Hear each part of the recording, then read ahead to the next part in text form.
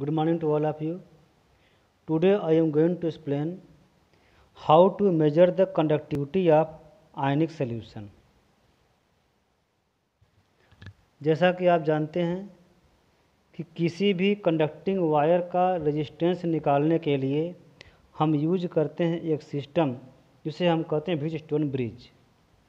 Wheatstone bridge एक ऐसा system है, जैसे यहाँ पर मैं डायग्राम बना के समझा दे रहा हूँ।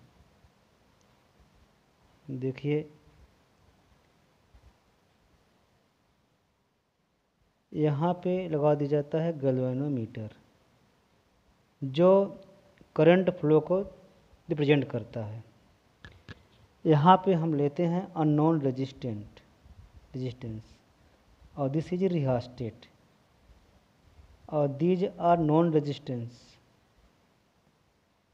ये रजिस्टर्स होते हैं इतने, और इसमें जो होता है हमारा ये जो है रिहास्टेट है, जिसको हम R1 कहते हैं, और जिसका हमको निकालना होता है जो है ये R2, जिसके बारे में हमको ये पता नहीं है, इसको फाइंड करना है। और ये हमारा है R3 और ये R4। इसको हम कनेक्ट करते हैं एक सेल से, और इधर पॉजिटिव है, इसे कनेक्ट करते हैं और इस तरीके से हम इसको एक स्विच के द्वारा ऐसे इसको जब ऑन की जाती है, इसमें करंट फ्लो करता है। अब हमको ये देखना है कि जब रेशियो हमारा आता है R1/R2 is equal to R3/R4, इस रेशियो को जब when ratio of R1 and R2 becomes equal to the ratio of R3 and R4, then current will not flow through the galvanometer। इस ब्रिज के द्वारा जो है करंट फ्लो नहीं करेगा। तो इस तरीके से हम इसको जब कैसे निकालते हैं, जब there will be no deflection in galvanometer, तो इससे हम पता कर सकते हैं कि जो है इसमें करंट फ्लो नहीं कर रहा है। तो उसी समय हम सबका रेजिस्टेंस का वैल्यू इसका हम पता कर लेते हैं कितना है। ये तो मालूम ही है कितना हमारा जो है होता है। उस तरह से इसी को हम पता कर सकते हैं बाय यूजिंग दिस फार्मूला। ये हम पता कर लेंगे। इसे हम कहते हैं व्हीटस्टोन ब्रिज। व्हीटस्टोन ब्रिज जो फिजिक्स का टॉपिक है, इसी से हम फाइंड करते हैं अननोन रेजिस्टेंस जो है ये R2 की वैल्यू, इसी को हमें फाइंड करना होता है। इसको हम फाइंड कर लेंगे। तो लेकिन किसी भी सोल्यूशन का कंडक्टिविटी फाइंड करने के लिए, और जब रेजिस्टेंस निकाल लेते हैं तो रेजिस्टेंस से हम जो है निकाल लेंगे कंडक्टेंस इक्वल टू 1/R ही जानते ही हैं, तो इससे हम निकाल लेंगे। लेकिन प्रॉब्लम क्रिएट तब होती है जब यहाँ पर एक चीज़ ये आती है। पहला प्रॉब्लम ये है, देखिए प्रॉब्लम क्या क्या आती है, 2 प्रॉब्लम्स। फर्स्ट प्रॉब्लम ये है कि by passing DC current, DC voltage देने से चेंज हो जाता है composition, changes the composition of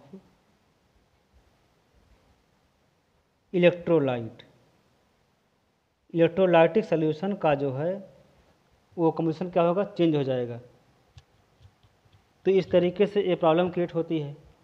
जब जिसका हमको फाइंड करना है, ये रेजिस्टेंस निकालना है उसका, और वही जो है हमारा सोल्यूशन ही ख़राब हो जाएगा, तो कैसे चेक करेंगे हम। और सेकंड पॉइंट ये होता है कि हाउ टू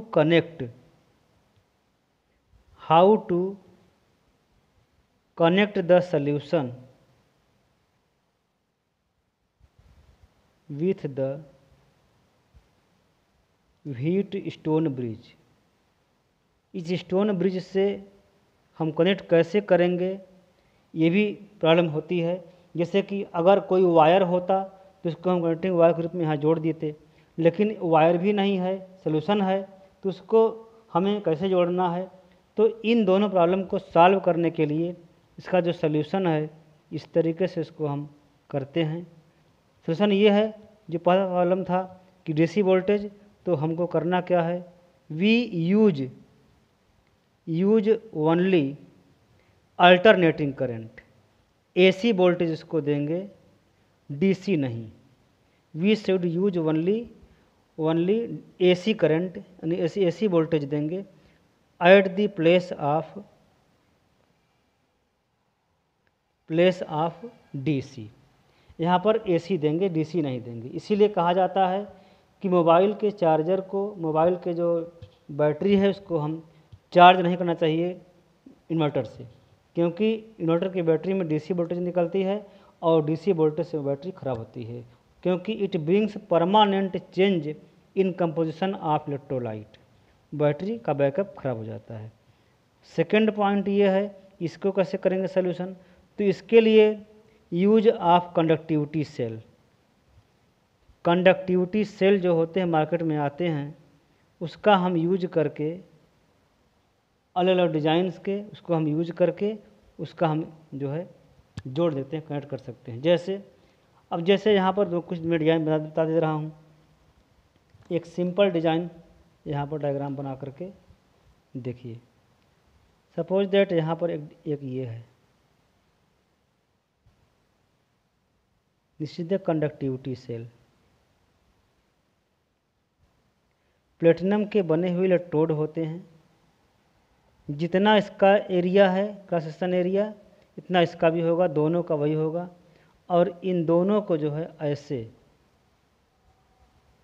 यहाँ पर कंडक्टिंग वायर यहाँ लगा होता है, यहाँ पर ये प्लेस होता है फिलअप करने के लिए, जहाँ से इसको हम फिलअप करते हैं। मतलब इसके अंदर जो भी फिलअप करना होगा, यहाँ से लिक्विड फिलअप कर देंगे, लिक्विड भर जाएगा। जो लिक्विड हमें फिलअप करना होगा, जिसका भी हमको निकालना है, उस सॉल्यूशन को इसके अंदर फिलअप करेंगे। तो जितना ये डिस्टेंस है, डिस्टेंस बिटवीन टू इलेक्ट्रोड्स, उसको हम L कहते हैं। और इसका जो ये है एरिया, वो है क्रॉस सेक्शन एरिया A। तो इस तरीके से जितना एरिया इसका उतना एरिया इसका है। तो अब देख रहे हैं कि यहाँ पर पूरा लिक्विड भरा हुआ है, पूरी लिक्विड फिलअप कर दी गई है, लेकिन जितना ये जो है ये इसका एरिया दोनों का है, इसी पूरे डिस्टेंस का ही जो है पार्ट का कॉलम जो बन रहा है लिक्विड का, वही एक काम करेगा। और हर जगह तो लिक्विड भरा हुआ है, लेकिन जितना इसके बीच में आ रहा है लिक्विड, उसी कॉलम को हम जो है हम निकालते हैं रेजिस्टेंस। और इसका जितना इसका एरिया है उतना एरिया इसका भी हो जाएगा, वही इसका भी A होगा। और लेंथ उसका जान लिया आपने डिस्टेंस कितना है। तो इस तरीके से ये कंडक्टिविटी सेल आती है। There are many designs of conductivity cell. जैसे एक इस तरीके से होता है, इसमें भी हम ऐसे लगा दिया। इलेक्ट्रोड यहाँ पर पाए जाते हैं, प्लेटिनम इलेक्ट्रोड यूज़ करते हैं, क्योंकि प्लेटिनम इलेक्ट्रोड जो है रिएक्टिव नहीं होते हैं, बल्कि ओनली जो है ये इलेक्ट्रॉन ट्रांसफ़र आयन ट्रांसफ़र के लिए काम आते हैं। तो इस तरीके से जो है इनका यूज किया जाता है। और इसमें देख लीजिए, अंदर लिक्विड भर दी जाती है, जो फिलअप करना होगा इसके अंदर यहाँ से फिलअप कर देंगे, बंद करेंगे। और यहाँ पे से इनका जो कनेक्शन होता है यहाँ से दे दी जाती है। तो एक वायर है, एक ये वायर है। तो इसका भी देखिए क्रॉस सेक्शन एरिया A हो गया, और डिस्टेंस बिटवीन, यहाँ जो डिस्टेंस दोनों का दिया हुआ है वह L होता है। तो इस तरीके से L और ये हमको जब मालूम है जो लिक्विड इसके अंदर भरा गया है उसका डिस्टेंस, तो ये जो कॉलम बन रहा है यहाँ भी देखिए वही चीज़ यहाँ पर भी है। तो अलग अलग तरह के डिवाइसेज आते हैं कंडक्टिविटी सेल, जिसके द्वारा हम यहाँ पर व्हीटस्टोन ब्रिज में यहाँ पर क्या करते हैं, कनेक्ट करते हैं। तो इसको हम यहाँ ऐसे जोड़ते हैं, और यहाँ पे ये जो है दिखा दिया गया। तो यहाँ पर ये क्या है, ये कंडक्टिविटी सेल। कंडक्टिविटी सेल में जो है लिक्विड को भर करके, जिसका निकालना होता है सोल्यूशन को, इसमें भर करके इसमें जोड़ देते हैं। तो इस तरीके से इसका हेल्प ले करके हम फाइंड कर लेते हैं इसका रेजिस्टेंस।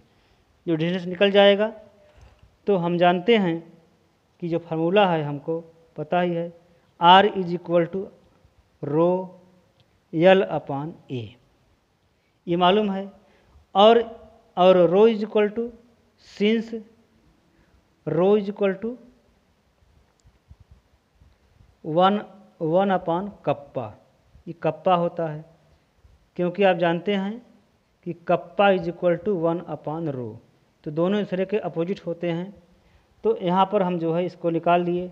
देयरफॉर R = यल अपान कप्पा ए। तो इससे हम निकाल लेंगे। और अगर कप्पा निकालना हो तो therefore kappa is equal to इधर आएगा नीचे, तो यल अपान ए आर या R A. Kappa is equal to L upon R A. इससे हम निकाल सकते हैं ये कंडक्टिविटी है। और यहाँ पर यल अपान ए जो होता है, जो वैल्यू आ रही है यहाँ से यहाँ लेकर यहाँ तक, तो L upon A is called as cell constant. तो इसको हम रीड करते हैं, ये भी देख लीजिए, सेल कांस्टेंट, जिसे हम कहते हैं जी स्टार से शो करते हैं। तो G star cell constant is equal to L upon A, ये फार्मूला होता है। ये जी स्टार की वैल्यू जो है अलग अलग सेल के लिए अलग अलग होती है, जिसको हम निकालते हैं यल अपान ए की वैल्यू के। यानी ये जो यल है और अपान ए कर दिया क्वेश्चन एरिया, उससे जी स्टार निकल जाता है। तो उससे आसानी से हम निकाल सकते हैं। और अब इसके बाद आगे देख लीजिए, जब हम इसको जी स्टार लिखते हैं तो जी स्टार यहाँ इसको लिख दिया, तो कप्पा इज इक्वल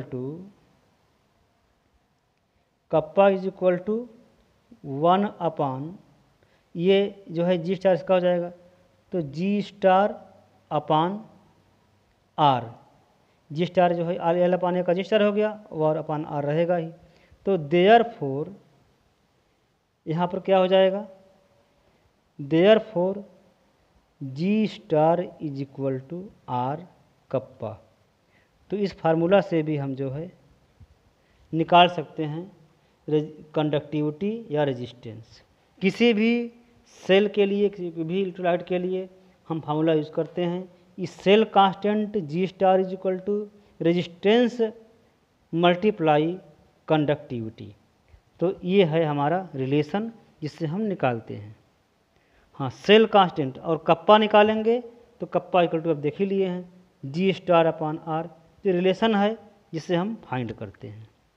हाँ, अब देखिए, अब यहाँ पर एक और टॉपिक की हम बात करेंगे, वो है, क्योंकि अभी आपने देखा कि कैसे हम निकालते हैं, अब ये भी आप जानते हैं कि किसी भी इलेक्ट्रोलाइट का जो कंडक्टिविटी है वो डिपेंड करती है size of ion, charge of ion, concentration of electrolytic solution and viscosity of liquid. तो इन तीनों पॉइंट पर जो ज़्यादा पर डिपेंड करता है, तो सबसे पहले हम बात करते हैं कंसंट्रेशन पे। तो यहाँ कंसंट्रेशन की बात हो रही है, तो इसके लिए हम और भी पर्टिकुलर पॉइंट जो निकालेंगे वो है मोलर कंडक्टिविटी। मोलर कंडक्टिविटी, जिसको हम रिप्रेजेंट करते हैं लैम्डा एम। ये कैपिटल लैम्डा एम है, कैपिटल लैम्डा एम। तो देख लीजिए, molar conductivity is the conductivity of electrolyte per molar concentration. Concentration per unit पर इसको निकालते हैं। तो देख लीजिए, lambda M is equal to kappa upon C, जहाँ पर सी क्या है, मोलरिटी है। C is molar concentration of electrolytic solution. तो अब देखिए, कप्पा अपान सी है, इसको निकाल लीजिए, इसका यूनिट निकालते हैं हम। यूनिट ऑफ लैम्डा एम, देखिए हमको निकालना है यूनिट ऑफ लैम्डा एम। तो कप्पा का हो जाएगा, आप जानते हैं कि साइमन पर सेंटीमीटर, ये कप्पा का, क्योंकि कप्पा अपान सी है तो ये हो गया। और यहाँ पर होता है ये सी, तो सी के लिए हो जाता है मोल पर लीटर।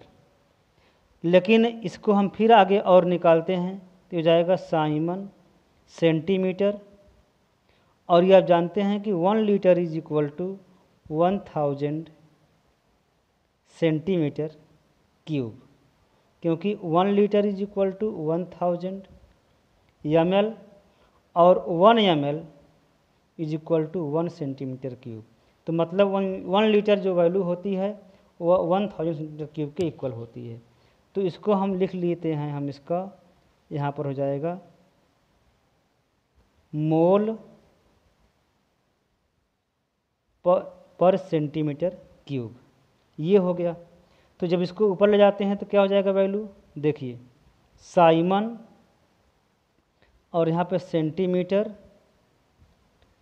यहाँ पर जो है क्या हो जाएगा 1 है, इसको 1 माना जाएगा, यहाँ पे ऊपर जाएगा +3 हो जाएगा, और फिर यहाँ पर मोल के पावर -1। तो इसको इक्वल टू को पूरा सॉल्व करेंगे तो साइमन सेंटीमीटर स्क्वायर पर मोल, तो ये वैल्यू आती है लैम्डा एम का जो यूनिट है, यूनिट ऑफ लैम्डा एम यही होगा साइमन सेंटीमीटर स्क्वायर ये पर मोल। हाँ, इसको कन्वर्ट करते हैं उसमें मीटर स्क्वायर में, तो ये भी हो सकता है साइमन मीटर स्क्वायर पर मोल भी कर सकते हैं, लेकिन ध्यान रखना है कि 1 metre is equal to 100 centimetre होगा। तो 1 मीटर स्क्वायर इक्वल टू 10 के पावर 4 सेंटीमीटर स्क्वायर। तो यहाँ पर हम लिख सकते हैं कि 1 साइमन मीटर स्क्वायर पर मोल इक्वल टू 10 के पावर 4 साइमन सेंटीमीटर स्क्वायर पर मोल, ये होगा। या एक और लिख सकते हैं इसके सिस्टम से 1 साइमन सेंटीमीटर स्क्वायर पर मोल इक्वल टू 10 के पावर -4 साइमन मीटर स्क्वायर पर मोल। तो ये था हमारा जो है लैम्डा एम, जिसका नाम है मोलर कंडक्टिविटी। मोलर कंडक्टिविटी जो है इसी को कहा जाता है। हाँ, एक चीज़ और मैं समझा देना चाहता हूँ, यहीं पर एक चीज़ और है। मोलर कंडक्टिविटी जब हम निकालते हैं फार्मूला जो है तो कप्पा अपान सी से निकालते हैं, इसी ध्यान रखिएगा। ठीक है स्टूडेंट्स, तो आज इतना ही, और इसके नेक्स्ट टॉपिक पर कल फिर हम बात करेंगे। तब तक के लिए thank you very much to all of you.